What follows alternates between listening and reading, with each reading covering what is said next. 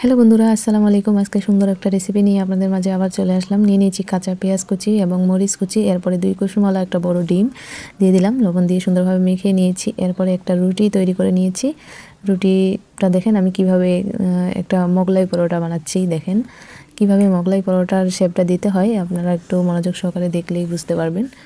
একটু পানি দিয়ে দিবেন, তাহলে ভাজার সময় খুলে যাবে না।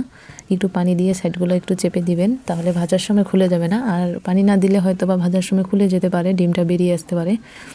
তো এইভাবে একেবারে সেম পদ্ধতিতে আপনারাও বাসায় বানিয়ে নেবেন। বাজারে মানে এগুলো কিনে না খাওয়াই ভালো, বাসায় নিজে তৈরি করে খাওয়াটা অনেক ভালো।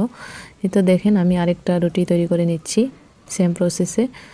অনেক সহজেই বানানো যায়, একটু মনোযোগ সহকারে কাজ করলেই হয়ে যায়। এরকম সহজ ও মজাদার রেসিপি পেতে চাইলে আমার পেজটাকে অবশ্যই ফলো করবেন, আমার পাশে থাকবেন। এরকম মজার মজার রেসিপি পেয়ে যাবেন খুব সহজে, আমি আপনাদের দেখাবো। এখন তাওয়াটা গরম করে নিয়েছি, এখন ভেজে নিব। এপাশ ওপাশ করে সুন্দরভাবে একটু সময় নিয়ে ভেজে নিব। খুব চুলার আঁচটা বাড়িয়ে দিলে, ওইভাবে ভেজে নিলে ভিতরে কাঁচা থেকে যাবে, তাই একটু সময় নিয়ে ধীরে সুস্থে ভাজে নেবেন, খেতেও অনেক মজা হবে।